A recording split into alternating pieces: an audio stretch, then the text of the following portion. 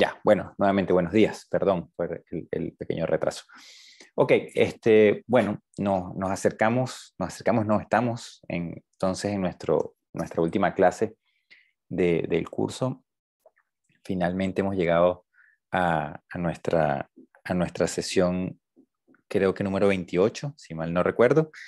Y con esto entonces nosotros podemos ya tener un cierre de todo lo que fue nuestro curso de cálculo numérico, y mi intención hoy no es aumentar la cantidad de contenidos porque igual entiendo que ya igual se hace pesado es la última semana y se entiende que todo el mundo está eh, muy cargado con actividades y tratando de cerrar el semestre. Por lo tanto voy a hacer esta última clase como a modo de cierre y bastante, digamos, sencilla, ¿no? Solamente para tratar de dar una clausura y aprovechar justamente para tratar de ver si habían algún tipo de dudas o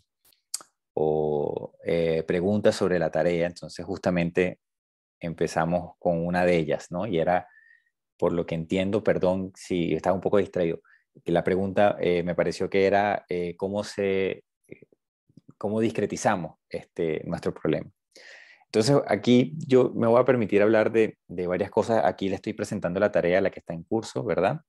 Y efectivamente, uno de los problemas que tenemos es, bueno, ¿cómo hacemos esta discretización? ¿Cómo la seleccionamos?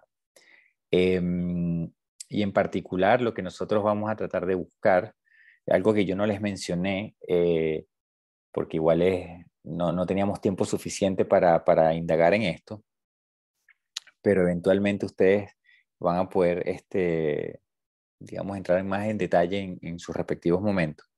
Es que estos métodos de diferencia finitas para resolver ecuaciones diferenciales parciales, eh, dependiendo del delta de la discretización que uno seleccione, estos métodos pueden no converger. Entonces, usualmente uno tiene que tratar de mantener una, una relación entre esos deltas, ¿sí? Tratar de mantener entonces una coherencia entre esos deltas, y también entender que es posible que bajo ciertas selecciones, sobre todo cuando tenemos una discretización muy, muy gruesa, es decir, muy burda, muy pocos puntos, pudiera ser que nuestro problema no converge. Entonces hay que tener, digamos, eso en mente cuando uno programa estas soluciones, y es que uno siempre tiene que tratar de programar de tal forma que se nos permita hacer un refinamiento de la discretización. Eh, Eso es importante tenerlo presente. Y la pregunta, digamos, que a lo mejor tiene que ver un poco acá en la tarea es, bueno, ¿qué selecciono yo? ¿Cuántos puntos puedo seleccionar? Entonces, digamos que queda muy a criterio de la persona que está resolviendo, y lo que uno usualmente hace es hacer un refinamiento, ¿sí? Uno parte con un problema con una discretización, después la lleva al doble, es decir, incrementa el doble la cantidad de puntos, y uno puede a partir de ahí decidir si lo que uno está obteniendo como resultado es suficientemente preciso o no. Porque al final lo que nosotros vamos a tener, Lo que vamos a tener es una discretización, ¿sí?, de nuestro dominio,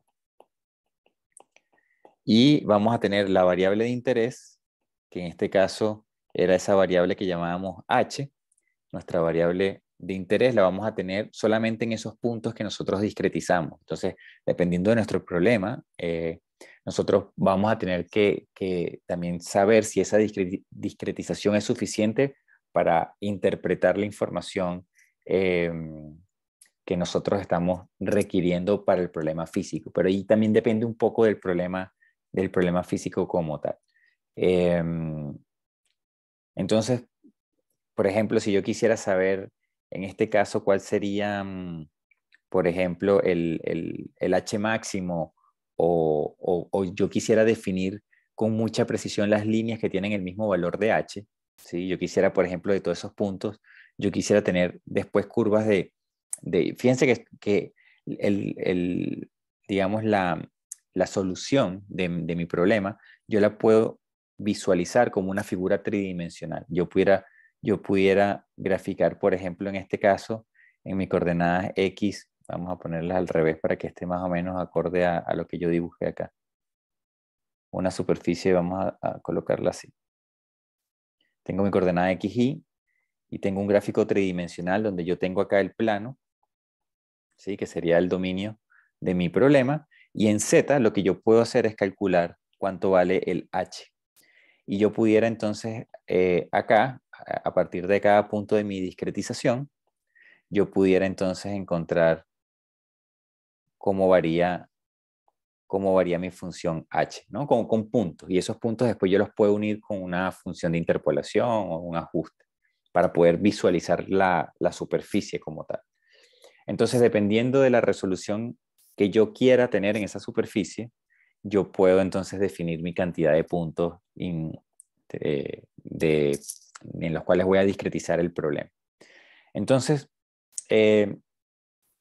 una de las preguntas que uno se puede hacer es, por ejemplo, o que es común en este tipo de casos es, bueno, debido a que yo tengo esta superficie o esa serie de puntos espacialmente que me crean esa superficie, yo quisiera encontrar cuáles son las líneas que hacen que sean o que esa superficie tenga el mismo valor de h. Es decir, yo quisiera, por ejemplo, ahora cortar esa superficie digamos, en slice, de tal manera que cada corte que yo haga tenga un mismo valor de h. Entonces yo puedo hacer curvas que se llaman curvas de contorno o curvas de, digamos, de superficie, y yo pudiera entonces observar cómo varía o cómo son esas curvas que tienen el mismo valor de h.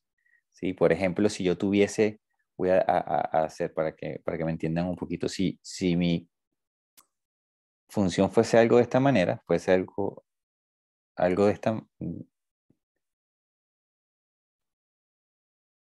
Sí, si mi superficie fuese como una especie de montaña que está allí central, si yo empiezo a hacer distintos cortes a distintos valores de h, yo pudiera ahora graficar mi solución, ¿verdad? En el mismo plano XY, pero ahora en 2D, y yo pudiera graficar las curvas de contorno, ¿sí? Entonces yo vería que mis curvas de contorno van a ser simplemente círculos o circunferencias, y cada circunferencia tiene el mismo valor de h, ¿sí? Esto sería un H1, esto sería un H2, un H3, un H3. Y de esa forma yo puedo visualizar esta superficie en 2D.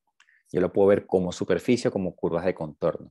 Y una de las preguntas interesantes que uno se hace para este tipo de análisis es justamente cuáles son estas líneas que tienen los mismos valores de h. Entonces, para responder la pregunta, que en verdad es cuál es la discretización que tengo que utilizar, bueno, la respuesta va un poco de la mano a qué es lo que yo quiero observar. Entonces, si yo lo que quiero observar son estas curvas de contorno, bueno, yo voy a tener que tener una serie de puntos hasta que esas curvas se vean más o menos bien. Entonces, yo voy a tener que hacer esto iterativamente. Voy a tener que colocar una discretización, ver cómo se visualizan esas curvas de contorno y ir incrementando la discretización hasta que esas curvas yo considere que se ven de manera, digamos, adecuada. A nivel práctico, para la tarea específicamente, ¿sí?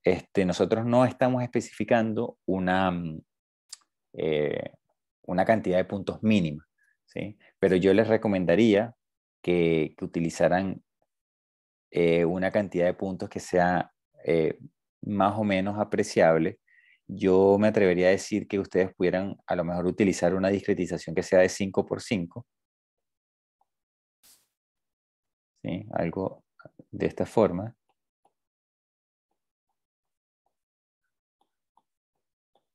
¿Sí? Falta una fila aquí. Algo de esta manera. ¿Sí? Yo creo que ahí ustedes pueden tener una buena información. Esto es una recomendación como un punto de partida, que sea una grilla de 5 por 5, es decir, 25 puntos en total. Eso puede ser un buen punto inicial, como para concretar. Y recuérdense que acá lo que estamos teniendo es, en verdad, lo que nosotros queremos resolver es este dominio de acá, ¿sí? Digamos, rectángulo que tenemos allí, y las condiciones de borde son sencillamente que este lado va a tener están acá abajo. Este lado es cualquier X, esto es 10. Y aquí arriba tenemos, es para un I igual a 8. Esto es 10 también. Después tenemos las condiciones de impermeabilidad, que son estas que están acá abajo. Esto sería que la derivada de H a de I sea 0. Y después tenemos esta, que sería la derivada de H a de X igual a 0. Y después tenemos aquí un tramo pequeño, ¿sí?, donde la condición de borde viene dada por esta fórmula que está acá abajo. ¿Sí? Entonces, dependiendo cómo ustedes discreticen allí, va a caer un nodo o no dentro de esa zona. Entonces, ahí van a tener que tomarlo en cuenta. Entonces, eso sería como mi recomendación, ¿no? Partir por esa configuración. ¿Qué otra cosa les puedo yo mencionar acá? Bueno, les puedo mencionar que tal como les comentaba la clase pasada, estas ecuaciones que son las ecuaciones o esta ecuación que es la ecuación de Laplace, tiene muchísimas interpretaciones en distintos problemas físicos eh, y principalmente en problemas que tienen que ver con ya sea flujo de agua o movimiento de agua de líquidos que se conocen como incompresibles o de fluidos incompresibles y que se conocen desde la mecánica de fluido como irrotacionales. No vamos a entrar en detalle. Pero cosas que ustedes pudieran, por ejemplo, pudieran estudiar acá, ustedes pudieran también estudiar cómo oscila la superficie de un recipiente, de un líquido que está contenido en un estanque. Entonces ustedes también se pueden imaginar un problema en el cual ustedes tienen un tanque, tienen una superficie acá, ¿sí? Y ustedes pueden describir la velocidad de cada punto material o de cada punto de ese líquido. Ustedes lo pueden describir a través de un potencial, de una función potencial, y esa función potencial ustedes la pueden, cuando ustedes la plantean, tienen que resolver o se obtiene a partir de la solución de una ecuación de Laplace. Entonces, al final, digamos que lo que estoy más o menos diciendo es que esa ecuación de Laplace a uno le permite tener el potencial en cada punto del fluido, y una vez que yo conozco el potencial, yo puedo derivar, entonces, de alguna manera, relacionarlo a la velocidad del fluido en ese punto. Y entonces uno de, digamos, de los problemas que uno puede resolver es que uno puede imponer cierta condición acá en la superficie. Por ejemplo, uno pudiera colocar una condición en la cual ustedes tengan una perturbación. Ustedes pudieran colocar, por ejemplo, que la mitad de esta superficie, por ejemplo, tiene en una presión hacia un lugar, o digamos, mejor dicho, una velocidad, se le impone una velocidad hacia una dirección, la otra parte se le impone una velocidad en otra dirección, y ustedes van a ver entonces cómo es las velocidades. A partir de conocer la velocidad en la superficie, ustedes pueden entonces con la ecuación de Laplace saber cuál va a ser la velocidad del fluido en cualquier punto de ese fluido. Y eso es sumamente interesante porque uno se empieza a dar cuenta que las partes del fluido que están por acá en las esquinas no se mueven, y lo que principalmente se mueve son, digamos, partes del fluido que están contenidas en una sección nada más, ¿sí? Entonces, esto es muy interesante cuando uno trabaja con fluidos, porque uno se empieza a dar cuenta que cuando uno tiene un recipiente contenido lleno con un fluido cuya superficie está libre, la masa que rige la dinámica de ese problema no es exactamente, o digamos, no necesariamente es la masa del líquido que hay, sino que existe una masa de líquido. Imagínense que ustedes empiezan a mover a ese recipiente hacia adelante, hacia atrás, lo empiezan a hacer vibrar, la superficie va a empezar a oscilar, y cuando la superficie oscila, lo que sucede entonces es lo que acabamos de mencionar, que hay cierta parte, hay cierta cantidad de líquido, ¿verdad? Que se va a mover cuando la superficie se mueve, pero va a haber otra cantidad de líquido, la podemos colocar aquí en otro color azul, hay otra parte del líquido que prácticamente no se mueve. Entonces lo que nosotros vamos a tener es que de la masa total del líquido va a haber un subconjunto o una masa de esa totalidad, hay una parte de la masa que oscila, ¿verdad? Y va a haber otra parte de la masa que se va a mover como si fuese un rígido, igual que las paredes del recipiente.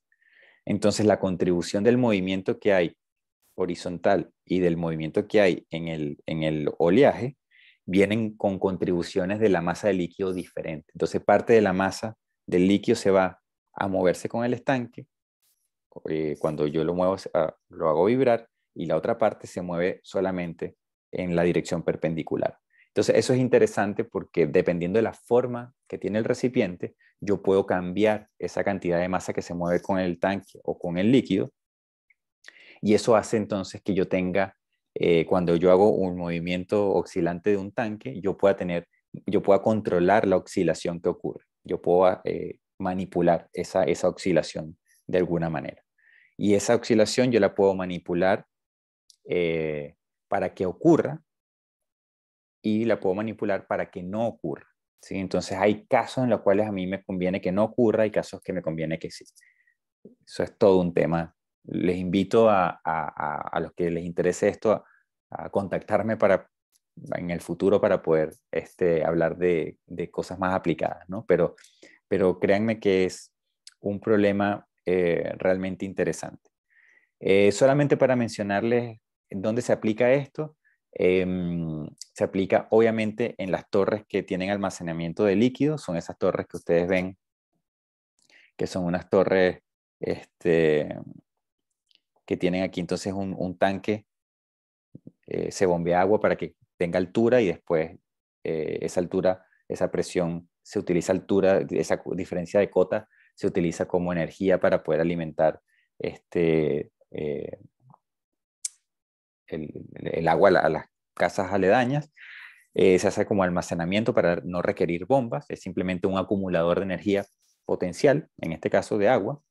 Entonces, en vez de requerir bombas, la única bomba que yo requiero es para llenar el tanque, y una vez que el tanque esté lleno, por gravedad se redistribuye el, el agua. Entonces, se utiliza en estos casos, y en estos casos a mí me interesa controlar entonces este oleaje para que no ocurra cuando venga un sismo, ¿no? A mí no me interesa que cuando venga un sismo esta cuestión empiece a volverse loca, ¿no? Eh, Me interesa entonces que la estructura no se vea afectada. Pero en otro caso, ¿verdad? Tenemos, por ejemplo, edificaciones, y esas edificaciones pudiera uno entonces colocarle en la parte superior una especie de piscina o de tanque de agua, y inducir que cuando el edificio se mueva haya bastante oleaje. De esa manera, ese oleaje, bien calculado y bien estimado, puede ayudar a contrarrestar el movimiento de la estructura. ¿Sí? Entonces, digamos, aquí son dos casos que son completamente diferentes, en los cuales yo quiero oleaje y en el otro no quiero oleaje. Eh, y un tercer problema muy parecido a esto, y todos estos problemas tienen involucrado la ecuación de Laplace que acabamos de ver. ¿Sí? A pesar de que la ecuación de la tarea es de flujo subterráneo, también lo que les estoy diciendo es que también ocurre, o también es irrelevante en flujos que no son subterráneos. Y otro caso que, digamos, eh, ha sido poco explorado desde el punto de vista como riguroso ingenieril, pero ha sido muy utilizado a nivel práctico, pero más empírico, es como ensayo y error, es lo que se conocen como flexitanks.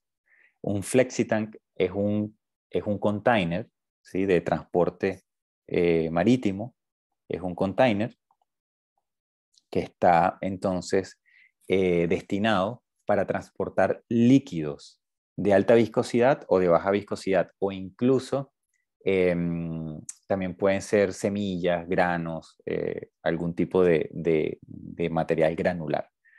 Pero principalmente los que son complicados son los que manejan algún tipo de líquido. Por ejemplo, yo puedo exportar vino, que es el caso de Chile, pues se puede exportar aceite, también es el caso de Chile. Eh, y se pueden exportar, pues, no sé, algún otro líquido, pero en verdad lo que es más relevante para el país es vino, aceite. ¿Y cómo se exporta esto? Pues no se exportan en botellas, porque es una locura pagar por botella. Uno lo que exporta es el líquido como tal y el embotellado se hace en el destino. Entonces, y eso también aplica para las importaciones. Por eso es que la mayoría de las cosas que ustedes ven que son importadas, dicen importado, pero envasado, embotellado en otro lugar. Porque no tiene sentido importar vidrio o plástico. eh, entonces, estos tanques, en verdad, ese container es un container tal cual como el que uno eh, ve siempre en los puertos. Tiene adentro una bolsa y esa bolsa entonces se llena de líquido. Es una bolsa que se infla. Es como si ustedes estuviesen en la funda de una almohada y le empiezan a colocar un globo, básicamente, que ustedes empiezan a inflar, pero solamente que se empieza a llenar de líquido. Y entonces ese líquido, eh, al estar contenido en ese container, la parte de arriba no llega al techo. Y si ustedes ven entonces un perfil del container, viste el container de lado, ustedes lo que van a ver es esa bolsa ahí apretada apretada llena de algún líquido, ¿sí? Entonces, ¿cuál es el problema que surge acá? El problema es que a medida que yo transporto, porque obviamente yo hago este llenado en la fábrica, no lo hago en el puerto, el llenado de esa bolsa se hace en un lugar eh, de llenado, que obviamente no es el puerto, y entonces hay que colocar ese container en un camión, ese camión tiene que trasladarse hacia el puerto y después las grúas lo colocan en las embarcaciones. Entonces aquí hay varios problemas. El primer problema que ocurre es que esta bolsa, eso es un líquido contenido. Imagínense, llenen una bolsa de agua y coloquen la bolsa en una caja de zapatos y empiecen a mover la caja para que vean que empieza esa bolsa a moverse. Entonces aquí el primer problema que ocurre es que esa bolsa no está contenida, no está agarrada por la parte superficial, entonces esa bolsa puede oscilar.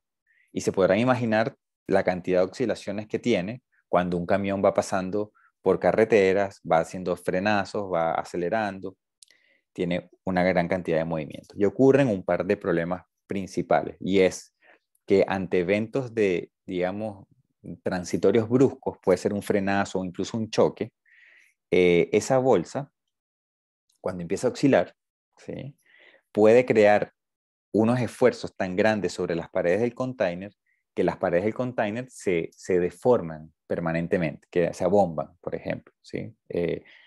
Y eso pareciera no ser tan grave, pero lo es, porque los containers cuando llegan a puerto se apilan uno sobre otro y se apilan con un sistema de sujeción automático eh, de uno sobre otro. Es decir, que aquí en las esquinas de los containers hay una especie de patas que cuando un container viene y se pone por encima del que está obviamente abajo, ellos se traban. ¿Sí? Hay un mecanismo que los traba.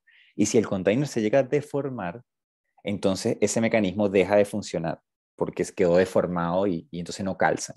Y eso es un problema enorme porque digamos, esta situación sale a la luz justamente cuando uno está colocando el container sobre el otro, es decir, cuando esto está casi encima del barco, esencialmente.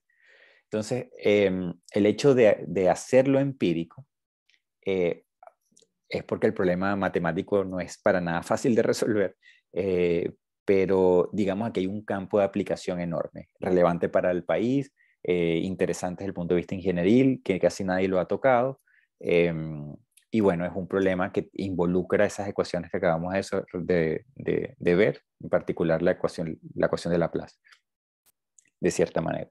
Eh, y hay otro problema adicional, y es que si mi container llega a salvo a puerto y yo lo coloco en la embarcación, yo también después ese barco cuando atraviesa el Atlántico o atraviesa el Pacífico y está ante oleajes enormes, yo también tengo que garantizar que en ese traslado el movimiento de esa bolsa no sea suficientemente grande como para que abombe las paredes, porque ahí ocurre otro problema más, y es que si el container se me deforma en el traslado, después cuando yo quiero sacar el container no sale, porque está apretado en el rack donde fue ubicado.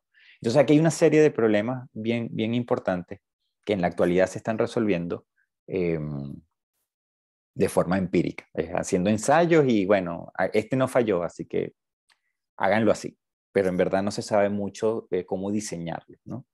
Eh, entonces ahí hay un mundo, se lo digo como a nivel de motivación solamente.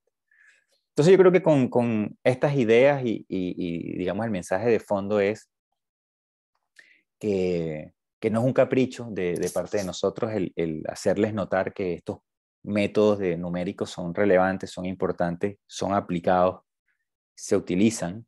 Eh, yo quiero que ustedes se lleven esa idea, ¿no? Al menos con este cierre de la clase del día de hoy. Y también quisiera, bueno, agradecerles por la, por la motivación, la paciencia también un poco que han tenido con nosotros, con el cuerpo docente del curso, entendiendo que, bueno, esta es nuestra primera iteración del curso y hay muchas cosas que nosotros vamos a ir cambiando a lo largo de los semestres siguientes. Así que, bueno, eso. Queremos entonces, yo en nombre del equipo docente, darles las gracias por la motivación, la atención, la disposición que ustedes han tenido, eh, la participación también, que ha sido interesante, han estado preguntando cosas interesantes dentro y fuera de las clases, y eso siempre se agradece. No sé si tienen algún comentario, alguna cosa que quieran mencionar, y de hecho creo que puedo dejar de grabar ahora para que no quede allí eso en, en, Profe, que yo